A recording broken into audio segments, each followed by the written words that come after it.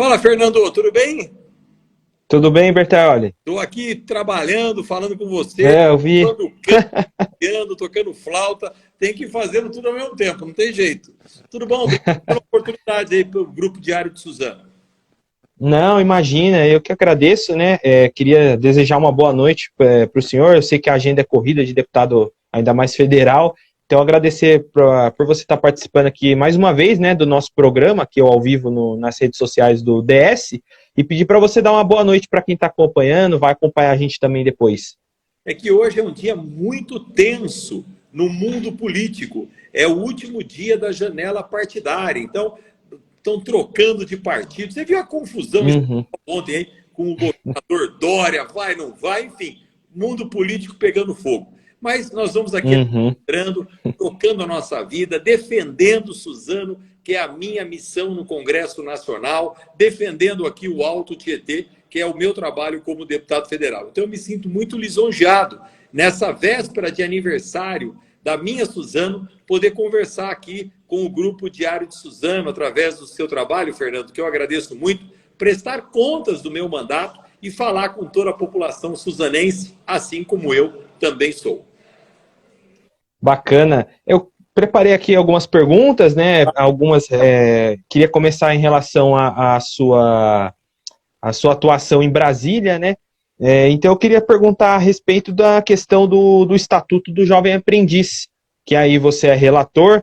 Eu queria te perguntar inicialmente, que você teve uma reunião com o ministro Onyx Lorenzoni, né? Se eu não salvo engano, na semana passada, ou foi nessa semana. Eu queria te perguntar como que foi o encontro, né? E aí, acrescentando já para você responder, que você fala em modernizar o estatuto atual, né? Então, eu queria te perguntar as mudanças que você pretende fazer no estatuto, o que é atualmente e como você quer que fique. Olha, Fernando, a missão de um deputado federal, ela tem duas colunas muito claras que precisam ser exercidas. Uma sem a outra, o mandato fica penso, né? Quais são esses dois pilares? O primeiro são as grandes legislações nacionais. É papel do deputado federal legislar. Legislar leis que possam melhorar o nosso Brasil. Discutir as legislações que estejam em vigência, melhorá-las, como é o caso deste Estatuto do Jovem Aprendiz, que é uma lei de 2000, número 10.097, que é uma legislação que está completando 22 anos e que precisa ser atualizada, modernizada, para que a gente possa, cada vez mais, gerar oportunidade de trabalho para os jovens brasileiros. Hoje, nós temos aproximadamente 400 mil jovens de 14 a 24 anos que estão no mundo do trabalho como aprendizes. Mas poderia ser mais de 1 milhão. Então, uma modernização, uma simplificação da legislação pode incluir imediatamente mais de 1 milhão de novos jovens no mercado de trabalho. Ao mesmo tempo que você legisla, e eu já tenho como primeiro mandato 6 grandes legislações que eu atuei como relator ou como autor, aprovadas, como o marco regulatório das entidades filantrópicas, o refis, o parcelamento do débito das micro e pequenas empresas e tantas outras matérias. Além disso, a nossa missão é representar a nossa região, conquistar verbas, investimentos, recursos que possam melhorar a vida das pessoas aqui em Suzano. Então, esse é o trabalho, os dois pilares: legislar boas leis nacionais, representar a nossa região e conquistar investimentos. Essas são as duas premissas que norteiam o nosso trabalho. Nesta comissão especial que está falando sobre o jovem aprendiz, eu sou o relator e a minha missão é, até o mês de maio, entregar um novo estatuto do jovem aprendiz brasileiro, para que possa ser aprovado no Congresso Nacional e, como eu disse, possibilitar a abertura de mais de 1 milhão de vagas para jovens aprendizes no Brasil. Uhum. Então, no caso, o projeto está sendo ainda desenvolvido, o estatuto, né? E vai ser apresentado só em maio. Então, até maio para desenvolver. Quando uma comissão especial é instalada, nós temos fases de trabalho. A comissão foi instalada, eu fui designado relator. E qual fase nós estamos agora, Fernando? Na fase das audiências públicas, que é ouvir a todos que têm um relacionamento direto com esta matéria no Brasil. São as entidades certificadoras, como o CIEE, são os próprios jovens, são as empresas que contratam, as instituições fiscalizadoras, como a Justiça do Trabalho, os auditores fiscais do Ministério do Trabalho, a Promotoria do Trabalho. Então, nós estamos agora colhendo dados, ouvindo a todos, ouvindo sugestões, para que a gente possa, aí sim, compilar todas essas participações na melhor legislação possível. Eu tenho dito, Fernando, que a missão de um deputado é ouvir e entender o Brasil real para poder proporcionar uma legislação ideal. Você falou, né, sobre audiências públicas, teve a primeira no mês passado, né? Sim. Queria te perguntar quantas outras já aconteceram e também como que está o debate com os outros, com os colegas de Câmara, como que está a conversa? Olha, nesse momento eu acho que nós já fizemos meia dúzia de audiências públicas, se não me falha aqui a memória, e devemos ter mais meia dúzia pela frente. Serão 12 audiências públicas realizadas para ouvir todos os integrantes deste grande trabalho que é a aprendizagem no Brasil. Nesse momento, os debates ainda não se iniciaram, porque nós estamos exatamente na coleta de dados, na coleta de sugestões. Quando terminar essa fase da audiência pública, aí nós vamos começar a compilar os dados. Aí vem a parte dos debates, das discussões, das sugestões, até que o texto final da lei possa ser votado por esta comissão especial, que é composta por 34 deputados. Então, nós estamos aí numa participação muito ativa, muito importante, para, como eu disse, oferecer ao Brasil uma legislação desburocratizada, simples, fácil aplicação e que possa gerar oportunidade para mais de 1 milhão de jovens terem o seu trabalho, a sua qualificação. O que nós precisamos ter em entendimento, Fernando, é que da mesma forma que o jovem está na escola, aprendendo matemática, português, ele precisa estar na escola do trabalho, aprendendo os valores do trabalho, responsabilidade, hierarquia, disciplina, tudo aquilo que um jovem precisa ter para formar a sua carreira política, para poder trabalhar e ter aí o seu desenvolvimento. Então é muito importante dar a oportunidade dessa formação dual, escola, academia, com a escola do trabalho. Que esse jovem, aos 24 anos, esteja formado para a vida, esteja formado para continuar na sua graduação ou estar no mundo do trabalho. Ainda uma última pergunta a respeito do Estatuto do Jovem Aprendiz, Bertaioli. Eu queria só te perguntar que você teve um acesso aí a uma pesquisa do IPEA, né, que indicou aí uma redução da força de trabalho dos jovens em 10%. E aí eu queria te perguntar em relação como que a defasagem, né, esse estatuto atrasado, vamos usar esse termo, prejudica e impacta o país, como que prejudica até o desenvolvimento do jovem, a sua análise sobre isso? Na verdade, Fernando, qualquer legislação burocrática, ela atravanca o país. Tudo aquilo que é difícil de colocar em prática, tudo aquilo que é difícil de realizar, acaba perdendo o efeito positivo da própria lei em si. Nós precisamos transformar as legislações em algo mais palatável, acessível. No caso da lei do jovem aprendiz, a empresa brasileira não pode entender o jovem aprendiz como um problema, como um ônus, mas sim como um benefício à sociedade brasileira. Agora, quando a lei é complexa, gera uma fiscalização, gera um auto de infração, porque se não fez da forma correta, aí acaba virando um transtorno e não um benefício. Tudo aquilo que se criou na legislação para benefício acaba virando contra, né? Então nós precisamos deixar a legislação cada vez mais objetiva, cada vez mais clara.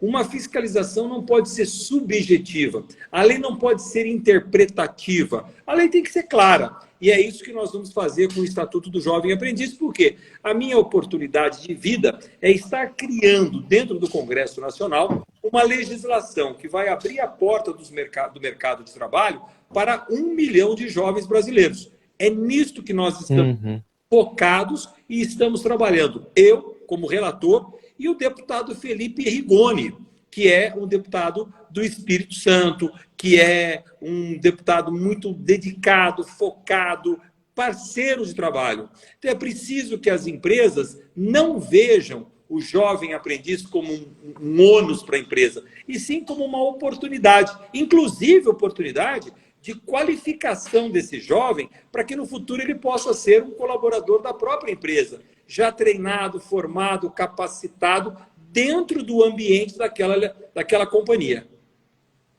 Uhum. Bacana.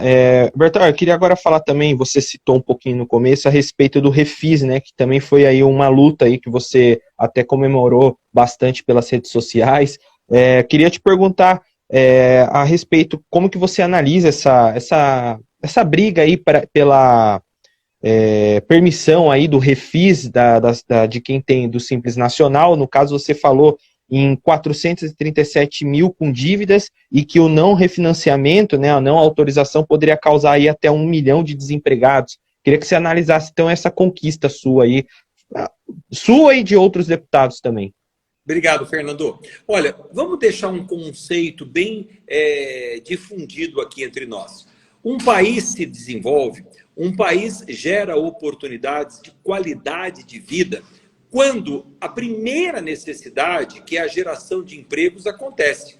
Através da geração de empregos, quando as pessoas estão produzindo, podendo receber um salário no final do mês e podendo fazer a compra de supermercado, tendo acesso a uma saúde e uma educação de qualidade, a vida começa a ficar muito melhor.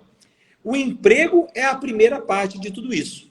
Quando não existe o emprego formal e as pessoas batem na porta das empresas e esse emprego não acontece, as pessoas, principalmente o brasileiro que é empreendedor, ele cria o seu próprio emprego. A microempresa nada mais é do que a criação do autoemprego. E normalmente, quando você cria uma pequena empresa, você traz mais 1 ou 2 integrantes da sua família para comporem a sua pequena empresa. Então, uma pequena empresa é uma grande família que está ali acreditando nos seus sonhos, colocando a sua paixão em prática para superar os obstáculos do dia a dia e gerar oportunidade de renda. Agora, esta pequena empresa que gera empregos precisa de defesa e precisa ter parlamentares, que é o meu caso, que entendam do empreendedorismo e faça com que a legislação seja mais branda. Até porque a grande empresa já tem quem a defenda.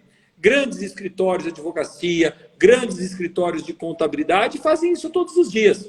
Agora, nessa pandemia que nós passamos, por exemplo, as empresas mais sacrificadas foram as pequenas, que fecharam as suas portas, que não tiveram as suas contas pagas em dia por não estarem em funcionamento. É justo que o governo parcele os débitos acumulados ao longo desses 2 anos de pandemia. Para isso eu trabalhei tanto para aprovar o Refis, o refinanciamento do débito da micro e da pequena empresa, que foi vetado pelo presidente. Trabalhei muito para que fosse derrubado esse veto e hoje, coincidentemente, Fernando, hoje, dia 1º de abril, está aberta a oportunidade de parcelamento de débitos das micro e pequenas empresas brasileiras. E vai até o dia 29 de abril. É uma janela de oportunidades de 30 dias que toda micro e pequena empresa brasileira que tenha débitos precisa aproveitar para equacionar o seu orçamento, pagar os seus impostos atrasados, continuar existindo, gerando empregos e pagar os impostos atuais. Esse é o meu papel como deputado federal, defender as pequenas empresas. Isto é, defender quem gera empregos. Resultado, defender o emprego brasileiro, que é a premissa para uma vida de qualidade. Então, tudo isso tem uma interligação no desenvolvimento econômico de um país. E é por isso que na base está o empreendedorismo, a geração de empregos, da autorrenda que eu trabalho e me dedico no Congresso Nacional. Legal.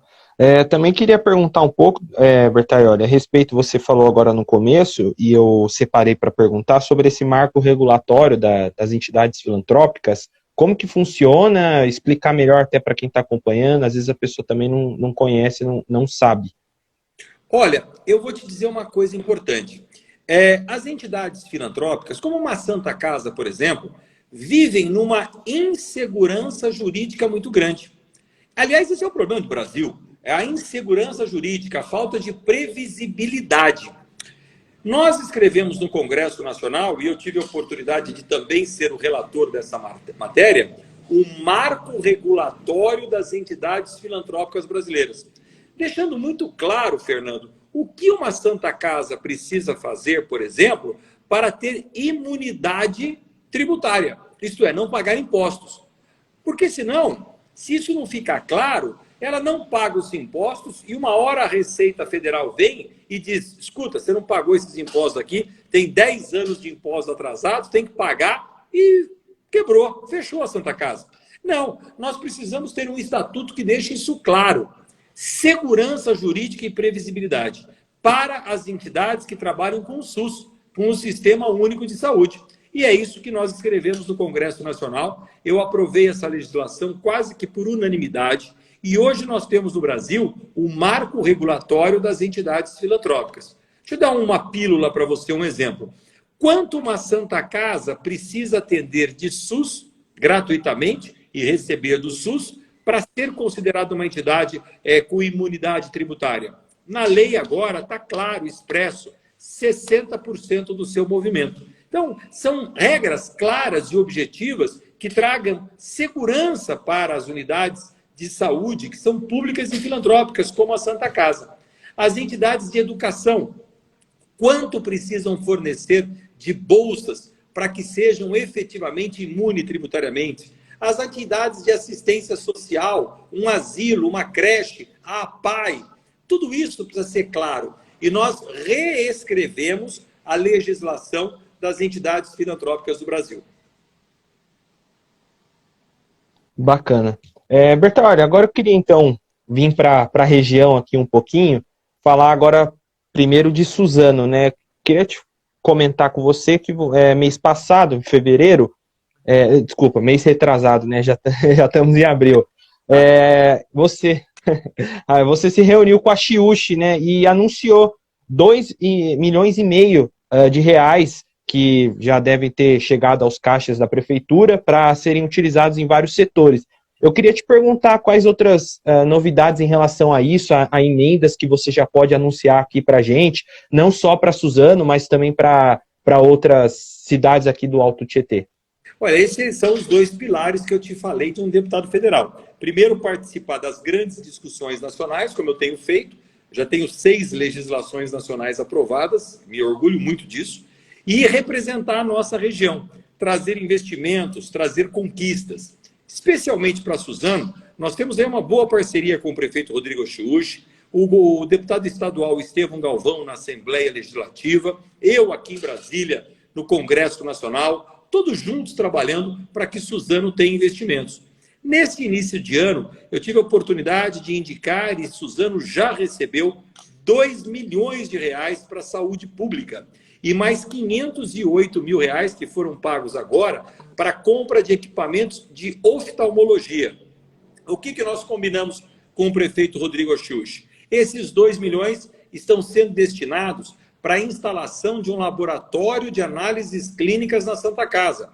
Quem que pese estar na Santa Casa vai atender a todo o município de Suzano. E o laboratório de análises clínicas vai produzir resultados para todos os postos de saúde. Os 508 mil reais, que também já foram pagos, estão sendo adquiridos equipamentos para exames, testes de oftalmologia, consultas, exames e cirurgias. Então, Suzano está se equipando muito com a saúde pública melhorada, que é uma das áreas às quais eu me dedico como parlamentar. Tenho ajudado muito Suzano nessa parceria, né? Ninguém faz nada sozinho, Fernando. Todo mundo junto, prefeito, deputado estadual, eu em Brasília, juntos, trabalhando para melhorar. Porque tem uma frase aqui no meu escritório, em Mogi das Cruzes, que resume bem o meu trabalho. Só vale a pena estar na vida pública se for para melhorar a vida das pessoas. Senão não tem sentido. E para as outras cidades, tem algum anúncio aí que você tenha para fazer aí? Vai se reunir com algum outro prefeito? Olha, tentando buscar algum furo aí. Eu acabei de chegar de Arujá agora. 4 Uhum. milhões de reais para a construção do Procriança de Arujá. Quando eu fui prefeito de Mogi das Cruzes, uma das políticas públicas que muito me marcaram na administração, você acompanhou, sabe disso, foi a saúde pública. A saúde verdadeiramente funcionava em Mogi das Cruzes durante a minha gestão como prefeito. Fizemos 34 unidades de saúde, entre elas um hospital municipal. E o Procriança é uma marca, onde nós tínhamos um pronto-socorro infantil só para atender crianças. Não é correto você misturar no mesmo pronto-socorro criança e adulto. Uma mãe chega lá no pronto-socorro com uma criança com coriza, com febre, para fazer uma inalação. Tem lá um adulto que caiu da moto, está com a perna quebrada. Não é o ambiente mais adequado. O que nós temos? Nós temos o Procriança e nós vamos fazer o Procriança Arujá.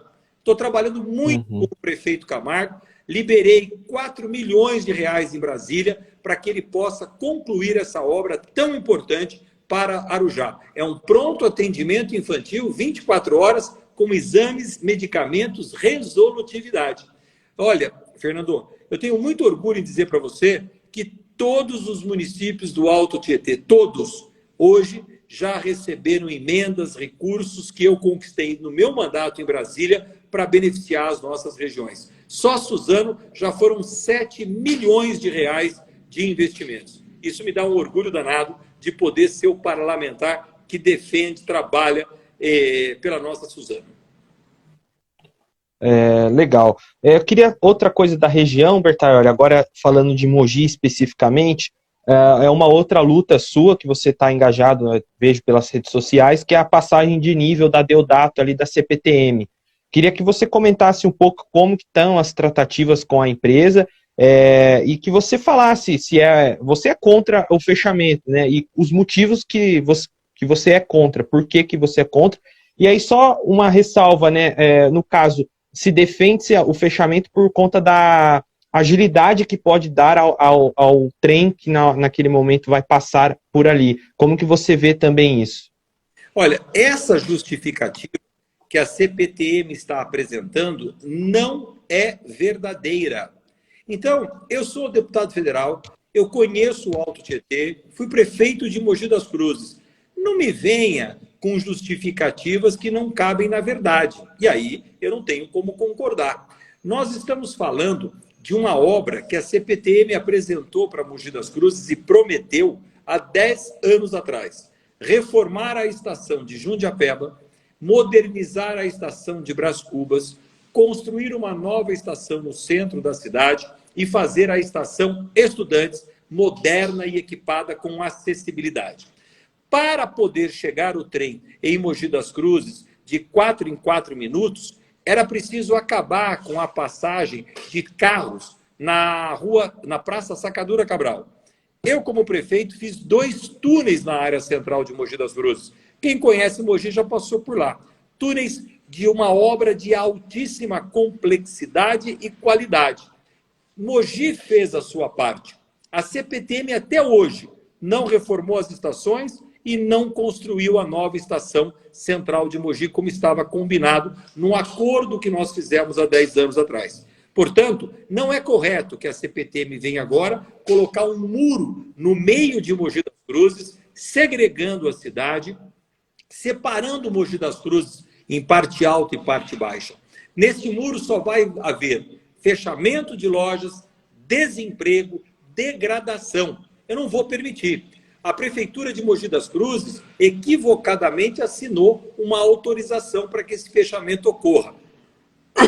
O funcionário da Prefeitura que assinou se equivocou. Precisamos corrigir isso. Faz parte da administração pública, corrigir os erros. Agora, nós não vamos permitir que isso aconteça.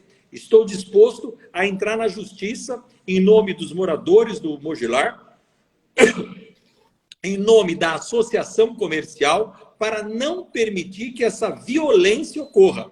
Para fechar, o que a CPTM tem que fazer? Colocar uma passarela, Fernando. As pessoas precisam ter acesso. É o mínimo. E só que essa passarela não é um ferro para você subir e descer. Uma passarela de qualidade, com acessibilidade, com escadas rolantes ou elevadores. É o mínimo.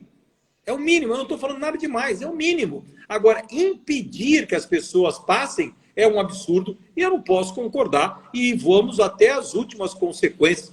Olha, Fernando, eu vou defender Mogi das Cruzes, que é o meu papel como parlamentar. Falando ainda de Mogi, você citou também a questão da prefeitura ter corroborado aí com a decisão da CPTM. Queria te perguntar um pouco como que está a relação sua com o prefeito Caio Cunha.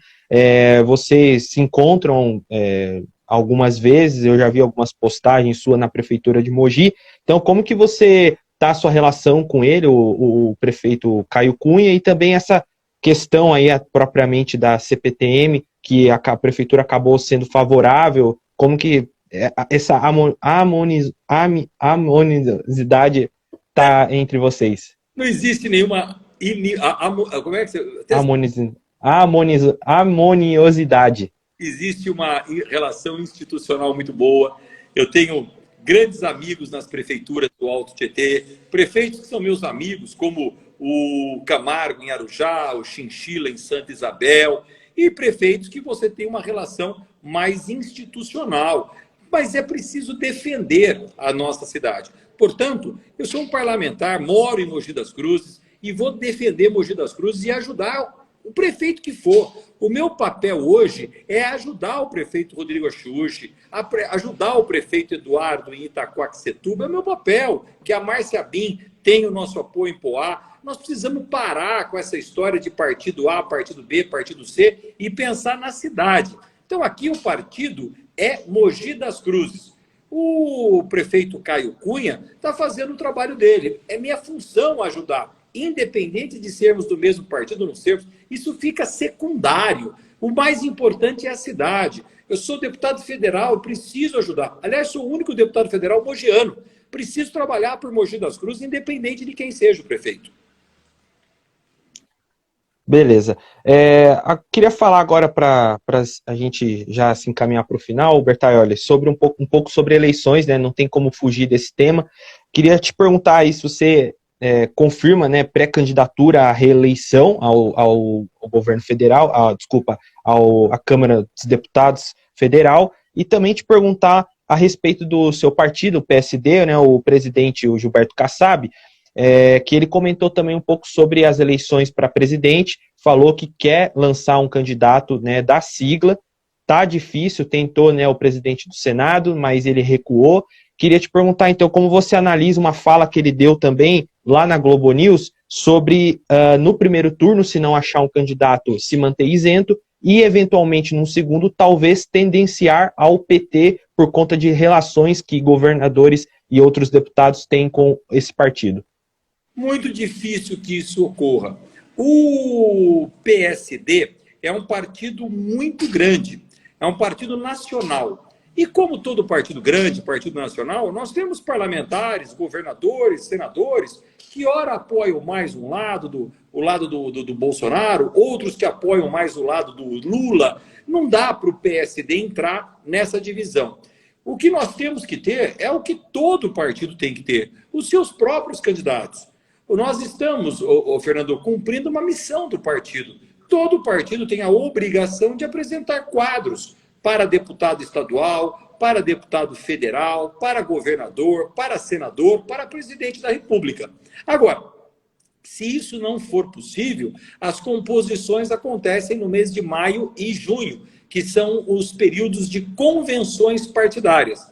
Eu defendo que o partido tenha candidatura própria e vamos lutar até o mês de maio para que elas aconteçam, né? E que a gente possa oferecer ao Brasil bons quadros, bons nomes e lá na relação dos candidatos a deputado federal tenha o meu nome. Eu sou um pré-candidato a deputado federal pelo Alto Tietê, pelo Vale do Paraíba, pelo Estado de São Paulo e vou trabalhar muito, lutar muito para poder ser e continuar sendo merecedor de ser o representante do Alto Tietê no Congresso Nacional. Também não poderia deixar de perguntar, Bertaioli, a respeito esse vai e volta do Dória que aconteceu essa semana, de dizer que não vai mais se lançar à presidência, depois volta atrás, né?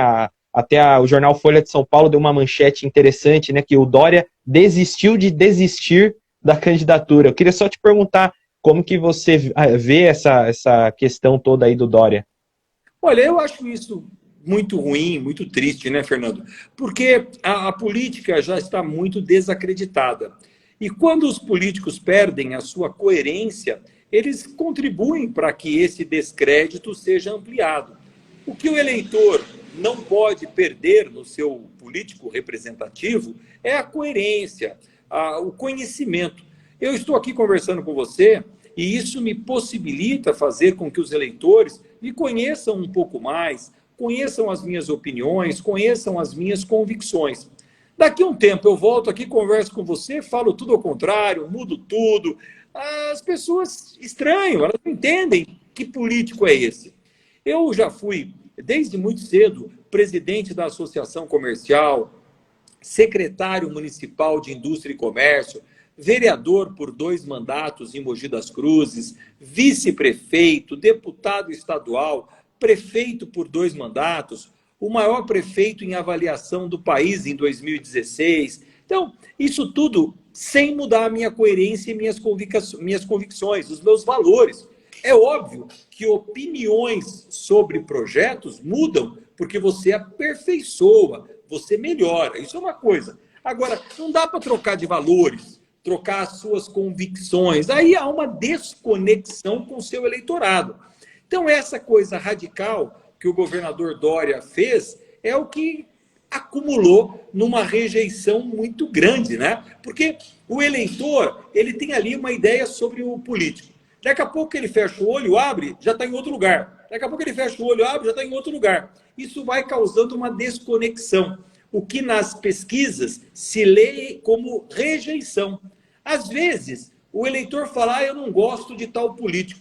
Não consegue explicar por que não gosta. Mas o fato é esse. Houve uma desconexão com a coerência. E aí não há volta. O político tem que ser coerente com as suas convicções, com as suas opiniões, com o seu trabalho. Eu sou um político de centro, eu sou um político que defendo o equilíbrio brasileiro, utilizo políticas da esquerda, fiz quando fui prefeito os maiores programas sociais de Mogi das Cruzes, utilizo e defendo bandeiras da direita, como a liberdade econômica. Então, o equilíbrio é a melhor saída para tudo. Quem que eu não compactuo? Com o radicalismo, com os extremos, com a agressão, com a violência, com o ataque gratuito. Os eleitores precisam desconfiar muito daqueles que usam do apedrejamento como arma política.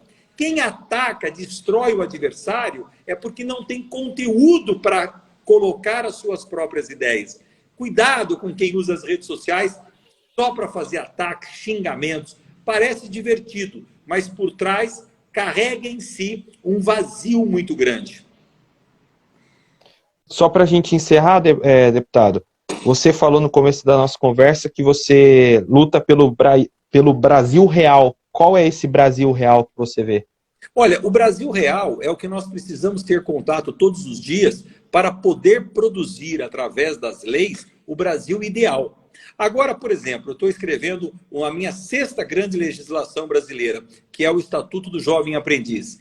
Eu estou realizando muitas audiências públicas para ouvir o Brasil real. Quem gera emprego, quem trabalha, quem está ali com o umbigo encostado no balcão, sofrendo as agruras dessa política tributária desastrosa que o Brasil possui. Para eu entender esse Brasil real, é necessário ouvir muito. E aí, entendendo e aprendendo, eu vou poder legislar melhor, produzindo as leis ideais para que o Brasil cresça. Então, esta é a nossa convicção. Quero agradecer muito essa oportunidade de conversar com você, mandar um abraço grande para o meu vereador Denis em Suzano, que junto com o Estevão Galvão, estadual, eu, federal, o Achiuchi, prefeito, formamos aí uma equipe muito afinada e trabalhamos muito por Suzano. Beleza, Bertaura, se você quiser deixar uma palavra final para quem acompanha a gente, quem vai também ver depois, sinta-se à vontade. Olha, o meu agradecimento a você por este convite bastante honroso de falar aqui na sua live do grupo O Diário de Suzano. Muito obrigado por me permitir prestar contas do meu mandato e deixar um abraço a todos os internautas que nos acompanharam nesses 40 minutos de conversa, passa rápido aqui a nossa conversa. Verdade. Sempre à sua disposição. Todas as vezes que você julgar interessante, necessário, que a gente converse um pouco, esclarecedor, eu estou aqui à sua disposição. Um abraço muito grande ao Denis, ao Estevão Galvão, ao Achiuchi, a todos os suzanenses e obrigado a você por esta oportunidade. E em tempo, parabenizar e cumprimentar a minha Suzano, afinal de contas eu sou um cidadão suzanense, pelos 73 anos de história que serão completados amanhã, dia 2 de abril. Parabéns, Suzano, pelo seu aniversário. Beleza. Agradecer, então, a sua participação aqui, deputado. Uma boa sorte aí, ano de eleição, muitas coisas acontecendo também aí no seu mandato, o estatuto, como você falou, tem que ser entregue aí o quanto antes. Então, desejar uma boa sorte para você para esse ano e agradecer mais uma vez a sua participação aqui nessa live e que quando você tiver aí outras novidades, vir participar aqui de novo. Com certeza. Muito obrigado, um abraço muito grande. Obrigado pela oportunidade. Fique com Deus. Saúde. Tchau. Tchau, tchau.